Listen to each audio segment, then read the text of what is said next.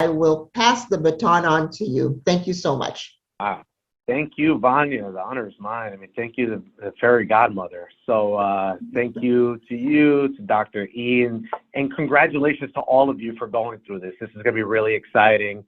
As Vanya mentioned, my name is Alex Londono. I work at Bank of America Merrill. My title is the Employee Benefit Specialist.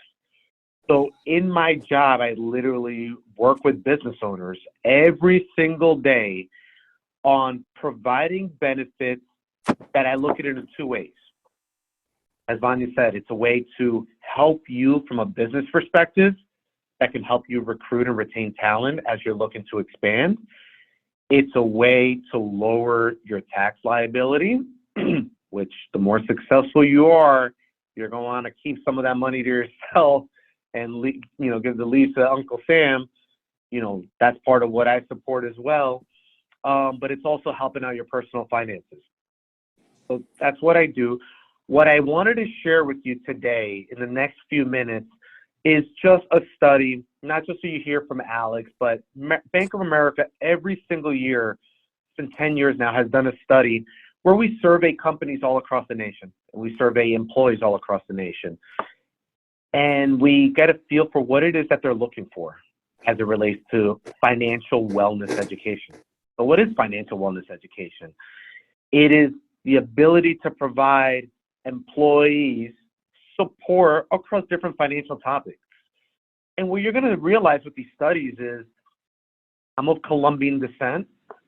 As a minority growing up, and you're going to see it statistically, I feel like a lot of times the goal was to work, hopefully buy a house. And if you buy a house, you've hit it. You made it, right? No one ever spoke to me about investing.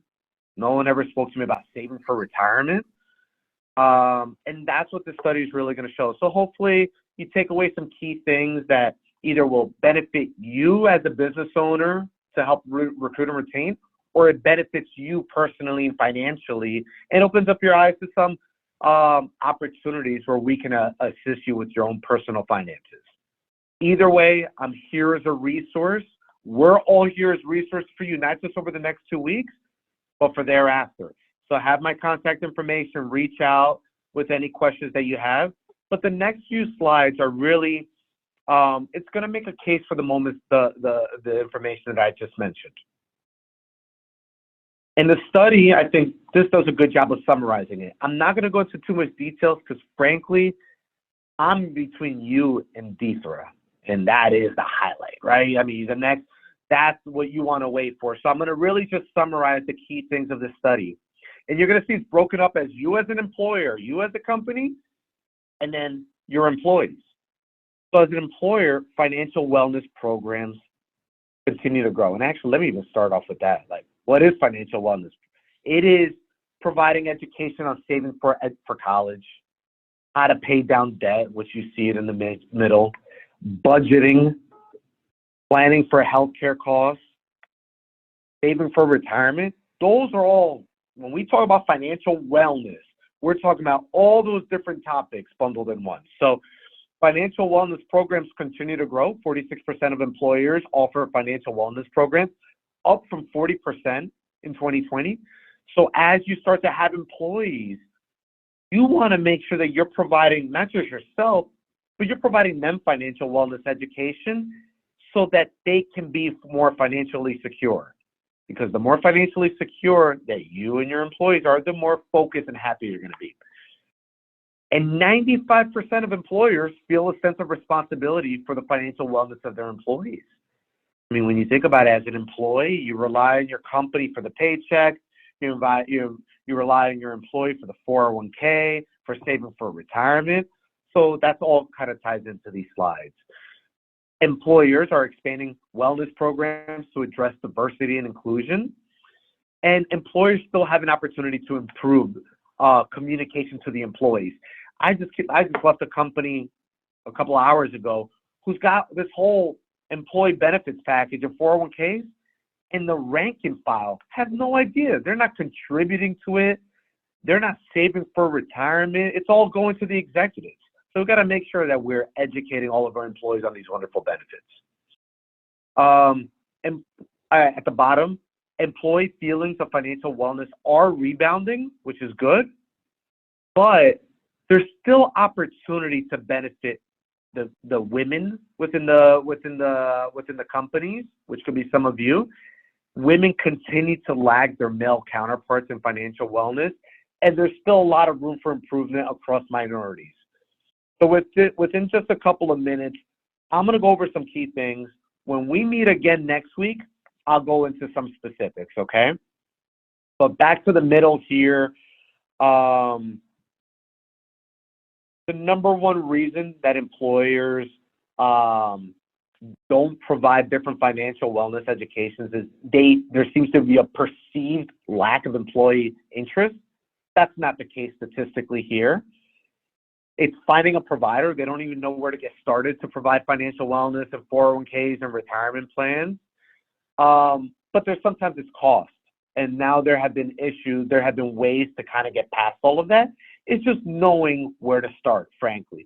So I would just, to make things a lot easier, know that you have me as a resource. If this is something that you want to look into, let's start a conversation. Let's kind of see where to go. I think what's interesting here is half of employees feel good or excellent about their financial wellness being, but look at how it changes from ethnicity to ethnicity. So only 48% of Hispanic Latinos feel good or great about their financial wellness. African American are 51%. But then look at the stress. 93% of Hispanic Latinos say they feel financial stress. 92% of Asians feel financial stress. 86% of Black African American are feeling financial stress. And what's interesting is, what is the topic? What is it that, when it comes down to debt, what are they most focused on? It changes from ethnicity. So Hispanic Latinos, 60% of them are concerned about the credit card debt. Yeah, I dealt with it myself. My family, my spouse, when I met my spouse, who's Colombian as well, her dad told her about a credit card. Great. She had no idea about the obligation, the interest rates on those credit cards, and the importance of paying it down, but also the importance of having a credit score and keeping your credit cards for a long time, but making sure that you're paying them down, not closing them down, and the impact that has on your credit score. So looking at Hispanic Latinos and Black African American is credit card debt is a priority. But where else at the bottom, where do they want to get more financial wellness education? So you're going to see here,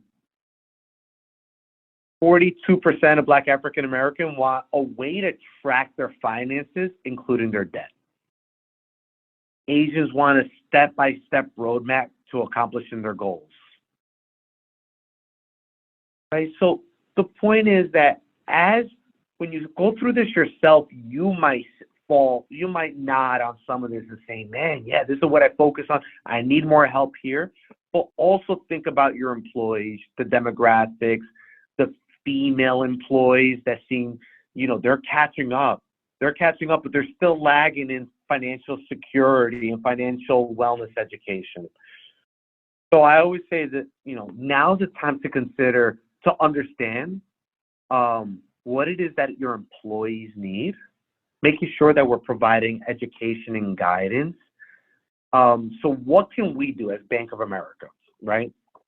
Number one, we have something called Better Money Habits, a website that we can make available to all of you, where we provide you roadmaps on every topic that you saw today. We have roadmaps and resources free to your disposal on whether it's paying down debt, whether it's purchasing a home, whether it's saving for retirement, how to get started. We have Better Money Habits as a resource to you, on-demand videos to assist you with that. When it comes to a retirement plan, I think all of you want to be thinking about it as well. Sometimes we feel, especially with inflation, especially with living in Miami, rent prices have gone up, gas prices have gone up. I don't have money to put away money for retirement. I hear it all the time. But let me tell you, I've also been out for a beer in Miami.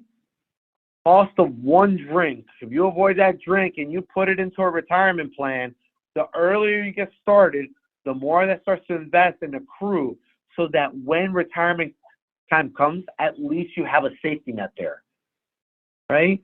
So there's resources there to, again, help you be more financially stable, help you save for retirement, create tools to recruit and retain talent. There's a lot. You're running a business. This isn't going to be your expertise. Just know that by establishing a retirement plan, it's going to help you personally save for retirement. It's going to help you lower your tax liability. It's going to help you recruit and retain talent. I'm also going to provide you the Better Money Habits information as a key takeaway. But if you just want to have a conversation and talk things through, give me a call. Let's have a conversation. The next time I get in front of you, we'll talk a little bit more about the different types of retirement plans that are out there. IRAs, SEPs, Simples, 401ks, the reason you should do it. What incentives are there provided by the government to help you offset the cost of a retirement plan, which is typically a big issue or a big reason why people don't establish a retirement plan. There's help and support there. So the purpose of today was just to show you statistically the need for financial wellness, how it changes across men and women, how it changes across ethnicity that we've all been impacted by, to kind of get to know who I am and know that I'm here as a resource. And then on the next call, when I meet with you next week, we'll go into a little bit more details on the different type of retirement plans and the options that are there. So I'm going to stop there. I'll pause. Like I said, the key to this today is coming up right after me. So I'll see if there's any questions that you have for me, anything that you want to hear more about when we meet next week. And if not, then it just gives you a little bit more time for a break before the next presentation. So any questions there?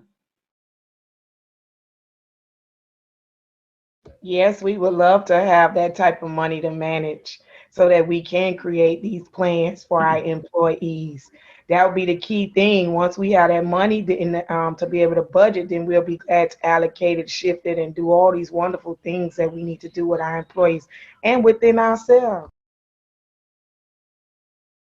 Oh, you got it. I mean, I can't tell you, especially when it comes to a retirement plan, just start with anything.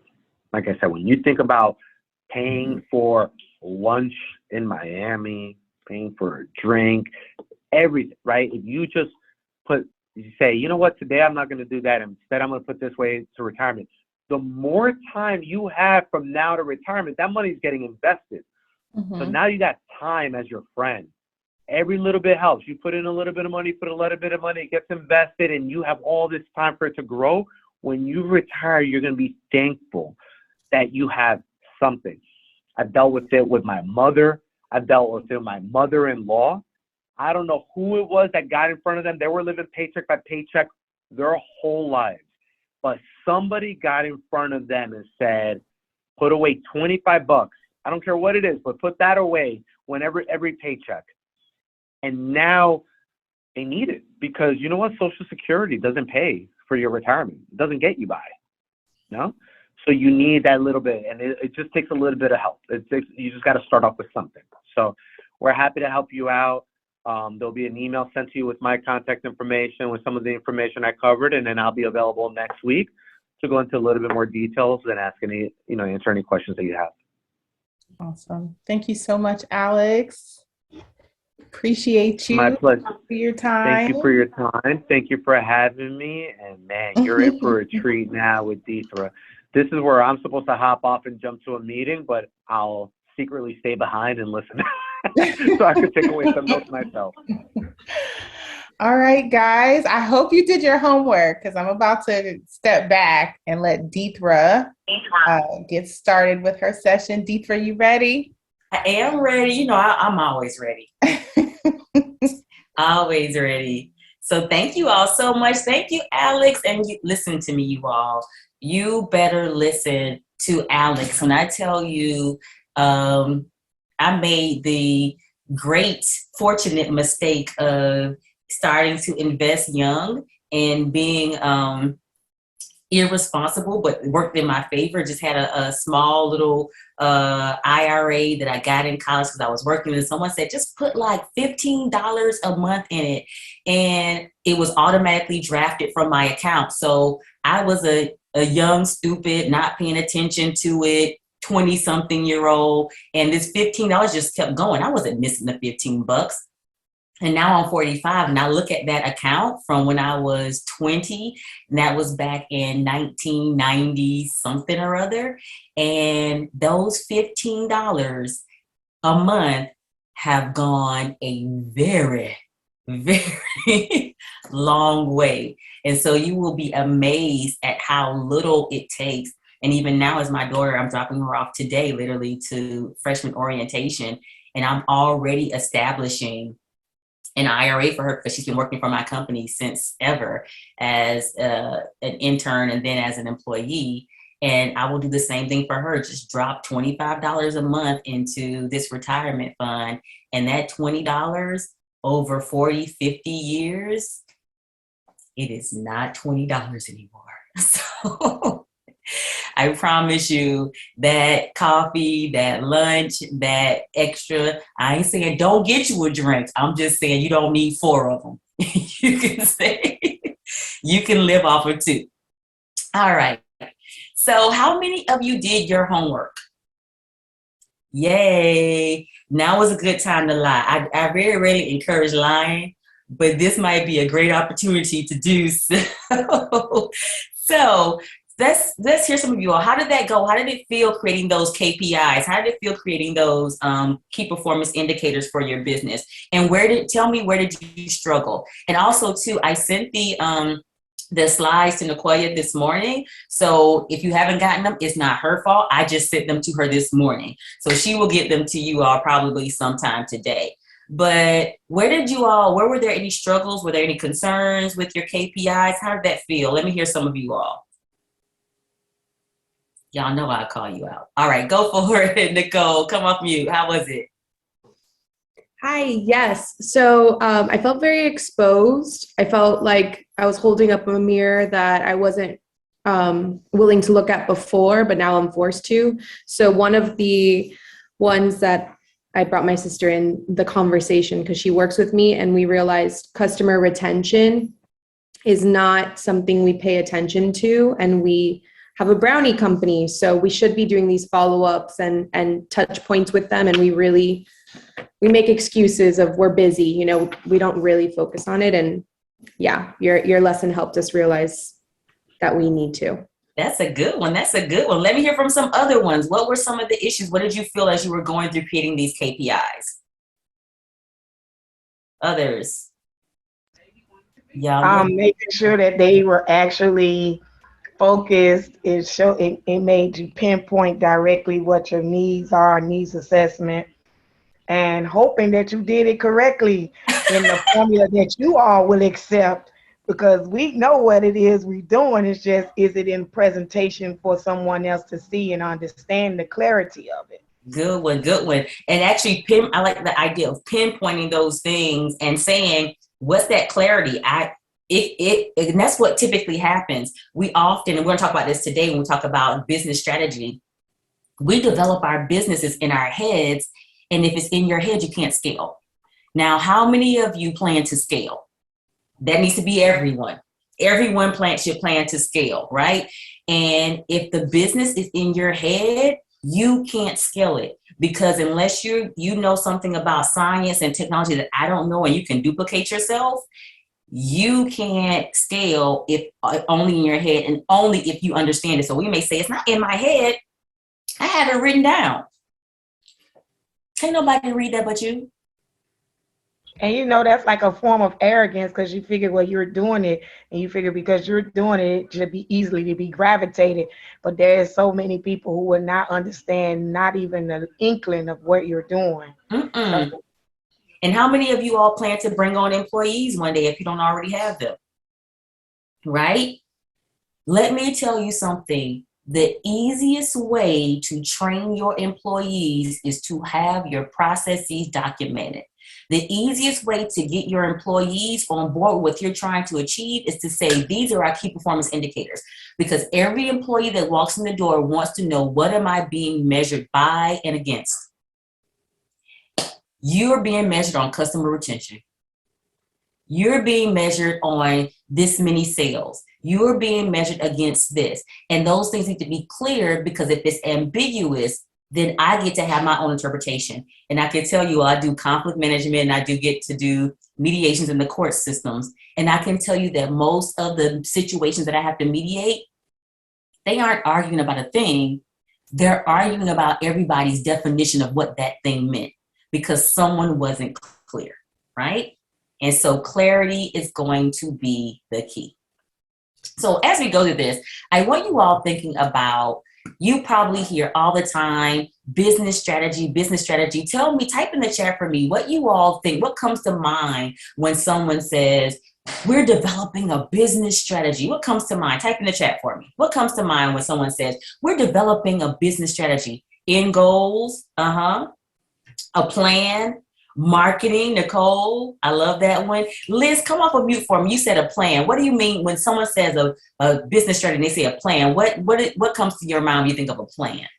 Like the things that you're going to put in place to get to where you want to be. I love that.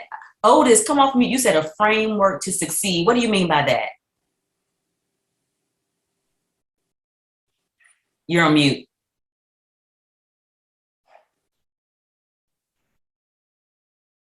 Do we have you on mute, Otis? Oh, I can't hear you. We're gonna come back to you, Otis, to work that out, because I want to hear what you mean by that. Vicky, Chef Vicky, you said creating a pathway to achieve a goal. Come off mute and tell me what that means for you. Okay, so this is a little different for me, because now I'm stepping into creating my own line of products, and I know how to do that, but then this is a whole different business model for me, getting into product sales and things like that. And my biggest thing is how am I going to create a plan in order to sell? Okay, just because I'm Chef Vicky, I have a following, why do I think my products are going to sell? So I want to create a pathway to see, okay, well, what am I offering that is different from everybody else? Everybody comes up with spices. So what makes my spices different from everybody else? So creating a plan to see how am I going to target my client base, and why should they want to buy my products instead of the next person? That's where I'm having a foggy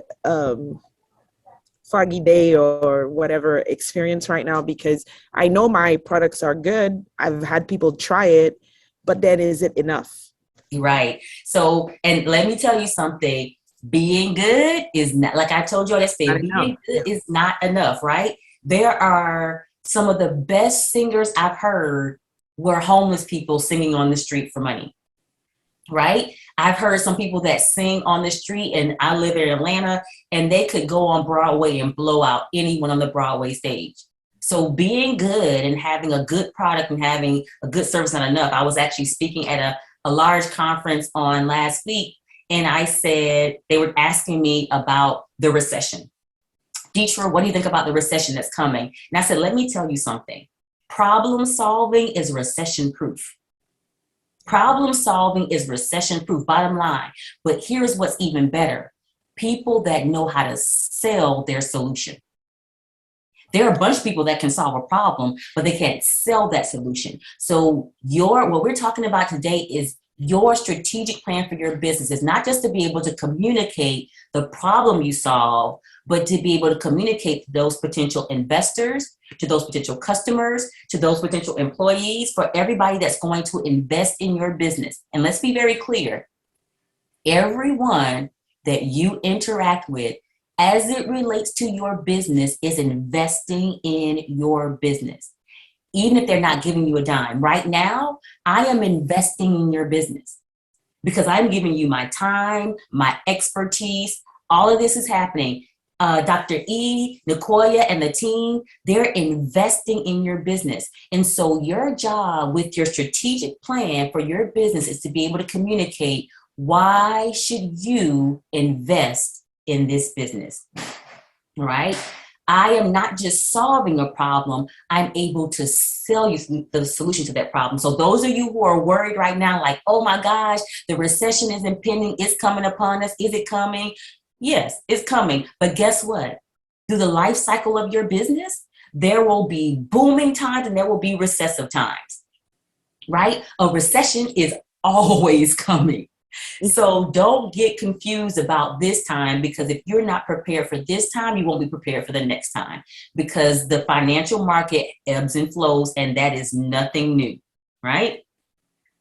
So what is going to be your plan that says, hey, this is why you should invest in this business? That's what we're going to be talking about today. Cool? Yeah. So all the things you said are a part of your strategic plan. The marketing, the goals, the KPIs, your business model, your target market, all this is going to be included in this strategic plan. Also in the plan is a plan of action. So when you think about strategizing, my favorite word, strategery, when you think about strategery, think about it in tiers. Your strategy is here. Your actions are here. Your implementation is here, right? And so the strategy is this overarching thing that says, this is this big idea of how we're going to get to where we want to be. And so we have to go from strategy to planning to action to implementation, right? And so that's how I want you all thinking. So this is what I want you all talking about. We're back to me doing this Spartan race in 6 months. Now that you all have some ideas in mind about what you all need from me, I want you to think about what is going to be your plan for me for the next 6 months. So yesterday you all came up with some key performance indicators. Deetra, we're going to measure every month. We're going to see your number of pull-ups you're doing. We're going to start measuring your BMI. We're going to start measuring your caloric intake. Now, based on knowing those things that we need to be measuring, and my goal of getting to the Spartan race, I don't want to win. I just don't want to die. I just don't want to die. I want to drive myself there and drive myself back. I'm going to give you all 5 minutes. I'll give you 7, actually. 7 minutes. You're going to go in your breakout rooms and you are going to come up with a plan. I need you to come up with a plan for me over the next 6 months. What are we going to do? What's going to be this big idea about what we're going to do to get me to my goal of not dying at this Spartan race? Cool? So you have your KPIs, you know what those key things are, you know what my end goal is, but now I want you to tell me, what's my plan? What's your plan for me on what I'm going to be doing for the next 6 months to successfully complete this Spartan race? Cool? All right. I'm going to put you all off into your breakout rooms.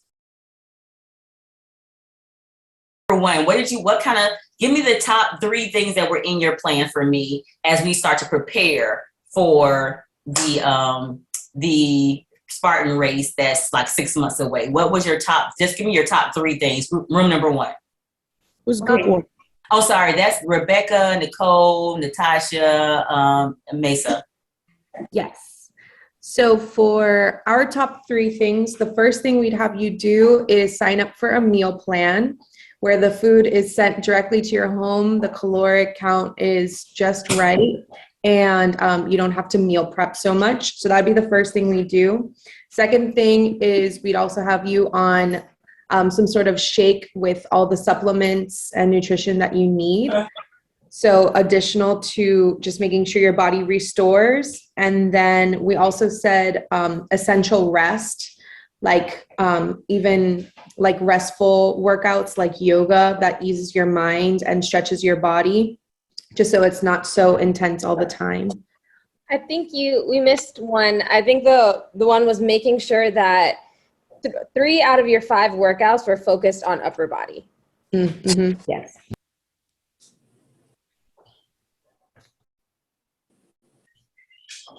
I missed that. You said, what was it, what she missed? I'm sorry. That 3 out of your 5 workouts would be focused on upper body.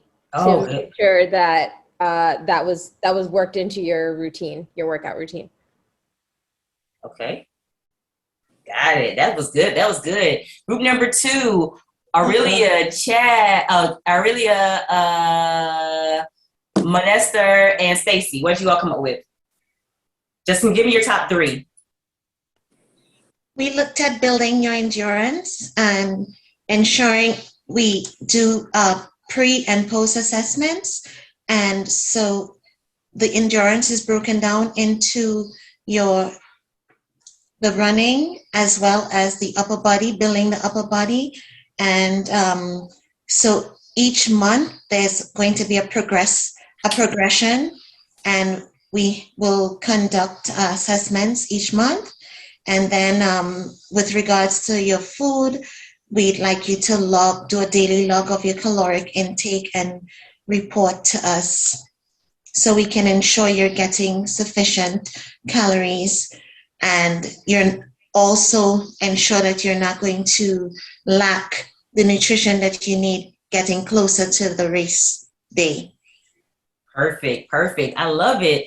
Group number 3 is Liz, Martha, and Katya. All right. Our top 3 was checking over the overall physical condition, which includes the mental health and also if she's resting properly. The number 2 was the diet, the meal plan. Make sure that you're eating the amount of food that you need to eat and what you need to eat. Number 3 was checking for progress with your weak areas and make sure we target those with every workout, and check for your endurance levels. Love it. All right, last group number 4, Chef Vicky, Jordan, Otis, and Shelly. So I'll touch base on the nutrition since that's my area of expertise.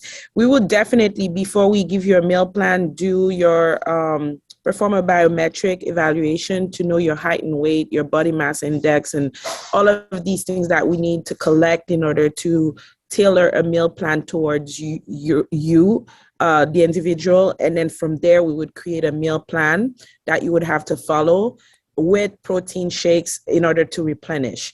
But it's important that you have a certain amount of calorie intakes before you go practice or even performing that kind of running. And then Jordan is gonna be touching on what he would do in terms of your endurance and upper body strength. All right. So as far as workouts and prepping up for the Spartan race, you said that you work out 5 days a week and that your strength is lower body. So what I would do is focus on 3 days of full body workouts. In 2 days, the main focus would be your upper body with a bi-weekly increase of both weight and reps of 10% up to the race, and you should be good on the monkey bars. I love it. I love that y'all got me. Now I might have to implement that one for us because he is great on all that upper body stuff. I am not. So he's over there slinging on the monkey bars like he just got it, and I'm over there like, all right. Great job, you all. Amazing plan. So what I did was what you did was you walked me through, okay, what is this plan for Deidre to not die when she gets to the Spartan race, right? What you did was you combined 2 different things. You all combined strategies and you combined plan. And when you hear the word strategic plan, that's really what it does. Strategic plan brings 2 different things together. So strategies are these high ideas, these overarching ideas. That's your strategy, but a plan is what you implement. So think of it this way. Strategy is the what, and plan is the how. Your strategy is the what. So for example, you all said the what is a big what that everyone said is we're going to focus on nutrition. So Deidre, if you're going to be successful, one of our major strategies has to be a focus on nutrition. How do we do that? Hey, we're going to measure your caloric intake. We're going to put you on a meal plan. We're going to give you shakes and supplements. So the strategy is focus on nutrition. The plan is meal prep, shakes, nutrition, caloric intake, right? Strategic plan. Another thing you all was very clear about is, okay, another focus for us, strategy has to be, we have to get your upper body strength up. That's the strategy, upper body strength up. What are we gonna do?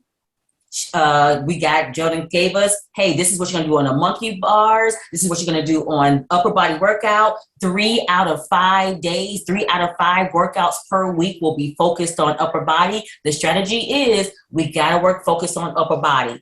The plan is these things that you've identified. This is exactly how strategic planning works for your business. Again, it's one of those concepts that we make this big, difficult thing to get. And the reality is it's not as difficult as we make it. Because as I told you all, the way I teach and my philosophy about teaching is if you can't teach it simply, you probably don't know it well. And so my goal is to break down these complex concepts that you've heard over and over again that have essentially eluded you for the most part, and break them down in ways that you understand. So for how many of you all, you heard strategic planning and you were like, oh my gosh, what does this mean I'm supposed to do? I have no clue what you want me to do, right? Rebecca, like, let me be honest. I don't know what you want me to do with this. So that's what we're talking about. We say strategic plan, the overarching big ideas, and then what do you want? How are you going to achieve those big things you're talking about? So we talked about, here's what you would do over for me for the next month, right? But I need you thinking about that in terms of your business. What are some of your big overarching themes? I need for you all to start to conceptualize what are the things I need to focus on over the next 6 months, 12 months, 5 years, to get to the goal. So let's stop right now. And I'm going to give you a few minutes. I'm going to send you back into your breakout rooms because I need you thinking about a goal. At the end of this, I'm going to give you time to start mapping out a strategic plan for your business. But right now, before you can go any further with the strategic plan, you have to have a goal in mind. Now, for some of you, your end goal may be, I want to sell this thing. That may be your end goal. And let me pause here. Some of you are like, I would never sell my business. My business is my baby. Listen to me. Your business is not your baby. Selling your baby is illegal. Selling your business is almost required.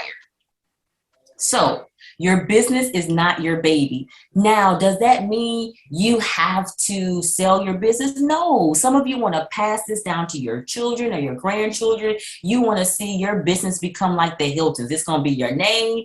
And just like Hilton hotels everywhere, that's someone's name, or a Rolls Royce is 2 people's name. You want your name to be like that. Cool. But always be thinking about, I'm building a business that's worth buying, right? Even if I don't plan to sell it, I'm building a business that's worth buying. So what is your goal? Now, we're not talking about getting you to Rolls Royce Hilton status. Right now, let's say, what is your 6-month goal? Cool? I'm going to give you 3 minutes. I'm going to put you back in your breakout rooms and just give you 3 minutes to kind of toss around. What is my 6-month goal? Before I send you, what questions do you have? I see pensive faces. What questions? Vanessa is like, Forbes magazine. Come on, Forbes. Let's get you on the cover of Forbes. And tell them when you get there, don't be like, thank you, Mama. We made it. Be like, thank you, Deetra. I owe this all to you. And it's a check in the mail on the way with your name on it. There you go. All right. Questions before I send you to your breakout rooms about your goals. So think about your goals. What do you want by the end of 6 months? What do you want to have achieved? All right. Sending you to your breakout rooms now. You'll be back in here in 5 minutes.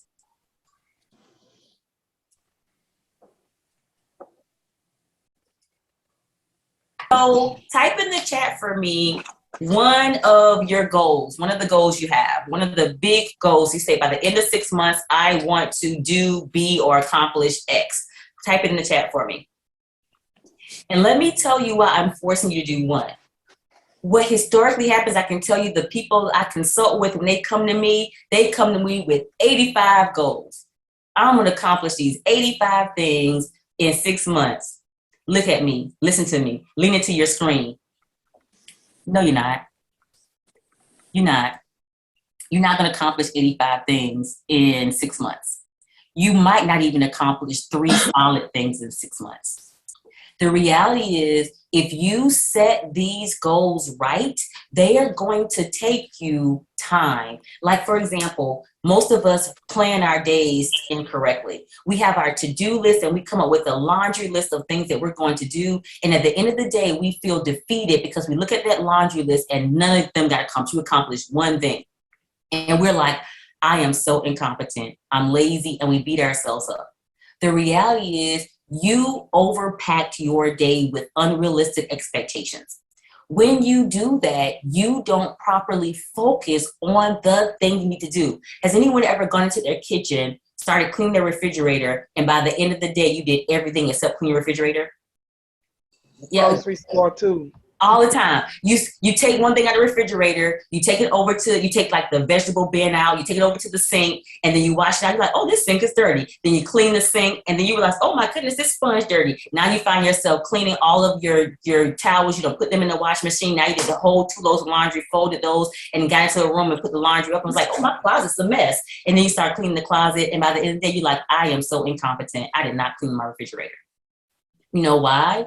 Because you didn't stay focused on the thing that mattered. Because guess what? Cleaning your refrigerator is an all-day job. The same is true for these goals that you want to accomplish. So I'm making you pick one because I want you to recognize I need to focus. So how do I pick that one strategic thing that's going to make the difference? What one thing can I do that will change the trajectory of this business? What one, maximum 2 things can I do that will change the trajectory of this business? And now I want you to do that with specificity. So let's look at Katya's. Katya says, be known and acquire good customers.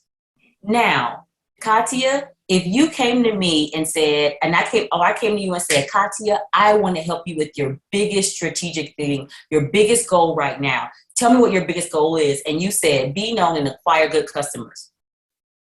I can't help you, right?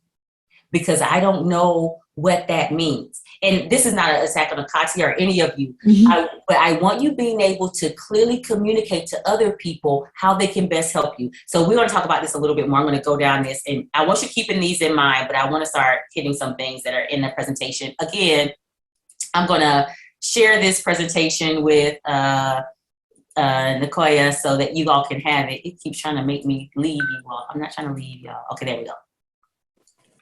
So this is a clear set of plans, actions, and goals that outline how a business will compete in the market or markets with a product or number of products or services. So think about this. These goals that you have, you're going to make a plan to achieve these goals because you have to compete in a market with your product or services. This is how I want you thinking. How does this plan set me apart so I can compete? Someone said, I have a difficult time expressing basically my USP, my unique selling proposition. What makes me different from those that are in the market? What makes this market better? Why do you want to buy my spices over going to Bobby Brown and buying his spices, or going over to Lawry's and getting you some Lawry's? What makes me different? And so your plans need to be in line with that thing. So the difference between doing something and accomplishing something is the plan.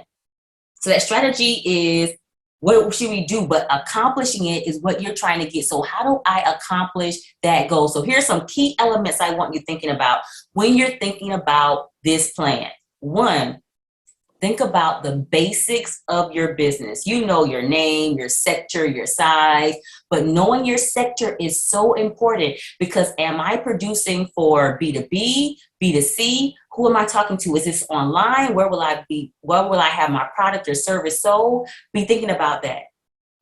Also, what I just had you think about, 6 months from now, where will you be?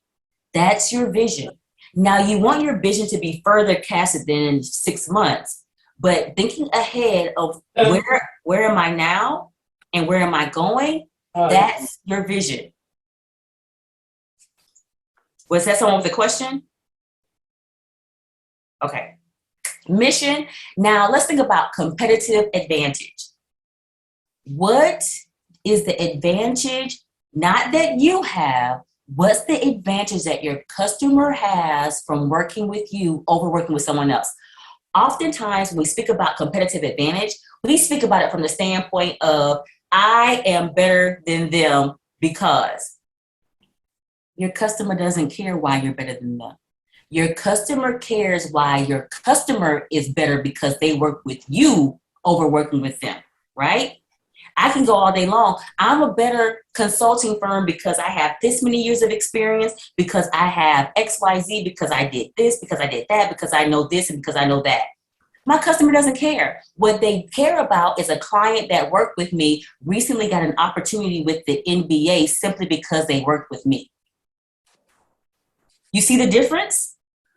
They don't care about why I'm better. They care about how I make them better because they work with me. So I don't care that you put on lashes better than anybody else. I care about you got a modeling contract because they came to you and said your lashes, your eyes looked amazing in these images. So the last person lashes I did, guess what? They got a modeling contract. You see the difference? See the difference?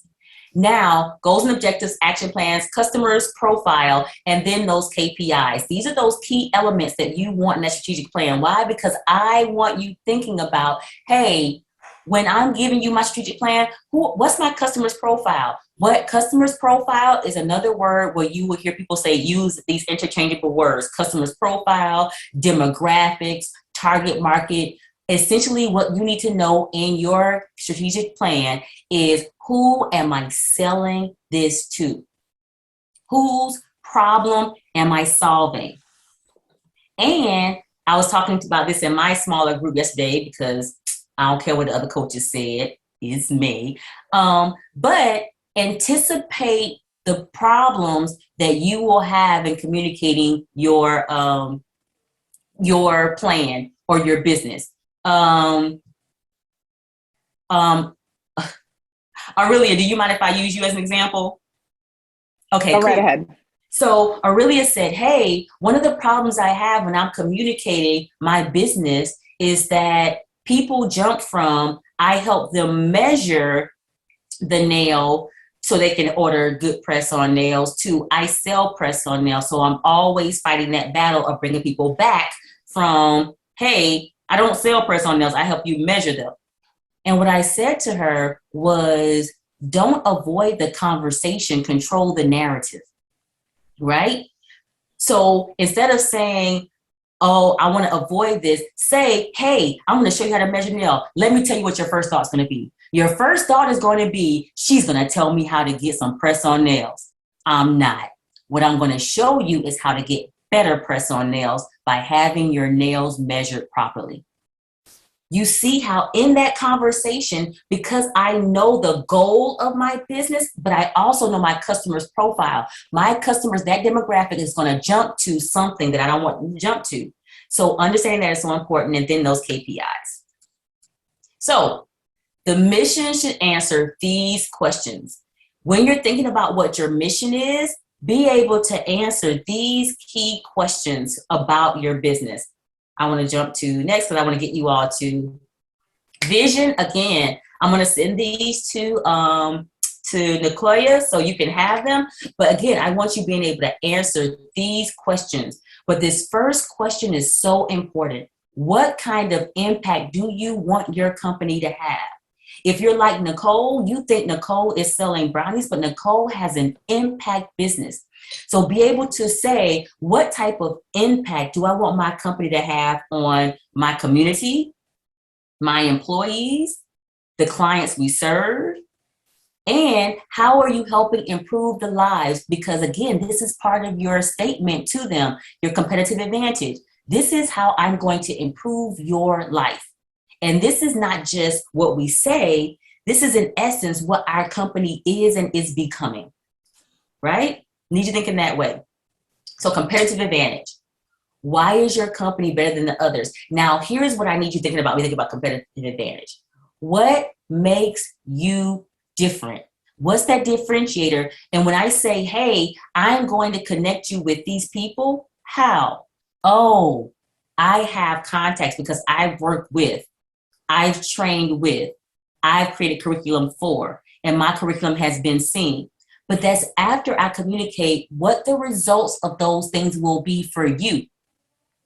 And so now I can say, this is why you should prefer my product rather than those of the others. Now, here is what I will say, and I'm going to pause here for a second around competitive advantage. Don't kill yourself trying to outdo your competition. Some of us spend so much time focusing on our competition and what they're doing and how to be better than them that we don't focus on what we can do for our people. How do I even put my competition out of the conversation? So one of the things that Executive Prep does is we do DEI, diversity, equity, and inclusion training for large corporations. As you all know, that has been a huge thing for the past couple of years. Many people are Johnny-come-latelys to the DEI space, but me on the other hand, I am floppy disk DEIO. So like my very first training manual around diversity, equity, inclusion, in the back of it is a floppy disk. That's how long I've been doing this work. Those of you who are in tech, you know, that's like, ooh, that's old, Deetra. But in the space, I don't focus on what my competition is doing. I focus on what my competition is not doing. One of the things that many people don't do in this space is they don't teach people how to have these tough conversations around race, ethnicity, religion, all these things. And what my company does is we have created a formula for people to use to have these conversations. So you see what I'm doing? I want to create a space where my competition is not even in. And so I focus on them to see what they're doing so I know what they're not doing and fill that space. I capture that void and get those clients. So don't be so focused on trying to be like them so you can beat one up your competition. You can't be a better them than them. You be the best you. Right? So that's how I want you all thinking about that space. So when you think about goals, as you're thinking about ultimately, what is the goal? What is that thing that's going to change my business that I can focus on? It may be increasing sales, offer new products and services. I heard someone say they're going to do that. They're going from this space to this space. Use digital platforms, improve customer satisfaction. Are these sounding familiar? These are the things I told you to start focus on. What are my key performance indicators? Oh, invest in employee education. Think about the things that you can set as goals that will change the trajectory of your business. And that's how you get moving. So let's talk about these key performance indicators. It puts those company goals into context. If I have the goal of increasing revenue, okay, what does that mean? What are these things that I can start measuring that will tell me my revenue is going to be increasing? Remember, I told you yesterday, KPIs don't exist in a silo. So if I want to increase revenue and that's a KPI for me, okay, what things need to be happening, other KPIs I need to establish to know that I'm getting to where I want to get with increasing revenue. All right, so let's plan. I wanted to give you all more time to plan, but we have a solid 15 minutes. Okay, cool. We'll make this work. So here's what I want you doing. You have your goal. You all identify what your goal is. I'm going to give you 10 minutes to go back into your breakout rooms. So in these 10 minutes, I want you doing a few things. One, look at that one goal that you identified as the goal you're going to focus on for the next 6 months and see if it's solid enough for you to develop a plan around. So let's say you have a goal that's ambiguous. Let's say you say, I want to make more money. That's ambiguous, right? I need to make $100,000 in the next 6 months, right? Now, if I know I need to make $100,000, I can now establish a plan with specificity, right? But here's what I want to caution you about. This is one of the biggest things I remind my business owners, especially my small business owners. You don't need money. You need things. And some of you are like, what you mean I don't need money? I do need money. I absolutely do need money. No, you don't. Let me tell you why I say you don't need money, you need things, and be able to communicate that effectively. So let's say, for example, you say, I want to buy a store. I want to have a storefront. So I need money to pay rent. No, you don't. You need a storefront. Because guess what I might have? I might have a storefront. I might not have any, I don't have $100,000 to give you, but I do have a storefront that I could give you. And I can say, hey, you can use this for the next 6 months. After 6 months, you can start paying me. Guess what? I know you hear about all the great contracts Teacher has, and Executive Prep is doing great. Executive Prep has a staff, right? And just like you, over 65% of my revenues goes to paying that staff, right? So I don't have $100,000 to give you, but guess what I do have? I have a consulting firm that understands HR and org development. And if you say, hey, Deetra, I really need someone to come in and help me design this organization so that it can be where it is right now, but also have the structure to grow into what I want it to be, that's going to cost me $50,000. I don't have it. Can you give me $50,000? Nope, I can't give you $50,000, but I can give you consulting services, right? I can't. Don't call me. Don't call me. But I'm just saying, right? So know what you actually need versus telling people you need money, because oftentimes we get told no on money when the person would have willingly given us what we needed, what we were going to spend the money on, right? So as you go back into your groups, think about that. Think about what's that big goal that you want to achieve, and identify it with some specificity so others can help you with it. That's number one. Number two, now make a plan for that goal. What am I going to do? What are the steps I need to take to achieve this goal? So if I say, hey, I need to make $100,000 in the next 6 months, cool. One, what do I need to make that $100,000 for? But two, what do I need to do? Oh, I need to be calling. I need to go back to my client list and talk to my old clients, because I'm sure there are people that want to do business with me. Two, I need to be thinking about what places, what banks I can work with, what potential investors I can have, what other pitch competitions may be available, right?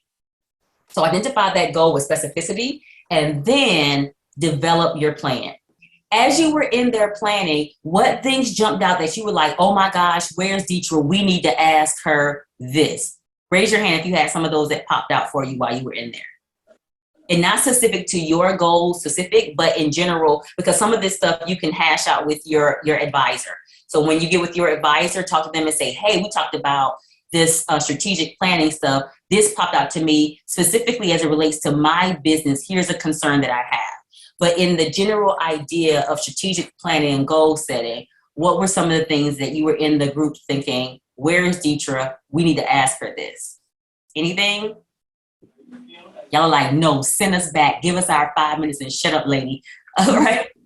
Go ahead, Stacy. Go, Stacy. Okay, I just wanted to clarify this actually. With regards to the strategic approach, I know that's an overarching approach. And with the KPIs, so with the KPIs, would you say it's the breakdown of the strategic approach?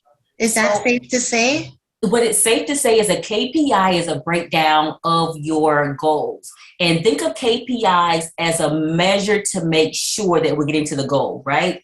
And so let's say, for example, you're traveling from Miami to Palm Beach. One KPI will be how long does it take us to get to Hollywood? Another KPI will be how long does it take me to get to Boca Raton, right? And so KPIs are the things that you're measuring along the way to ensure that you're getting to your goal. Does that make sense? Yes. So it's a part of the plan. A part of the plan is, hey, we're going to measure this to make sure we're on target, and we're going to measure it at month 1, month 2, year 3, year 4. Does that make sense? Yes. Perfect. Good question, though. That's how KPIs work. Great, great, great question. Any others before I send you back in for your 5 minutes? All right. And before we go, Naquia, I've been saying your name wrong, and that is unacceptable. So I humbly apologize. And this is for everyone. Your name is probably the most important name out there, and that includes the name of your business. So if people get it wrong, you make sure they get it right. So sorry, Naquaya, I apologize and please accept my apology. All right, y'all are going back in there for 5 minutes and I will see you all shortly. You listen to me, you doing more of that. One of the loneliest places in the world is the place of entrepreneurship.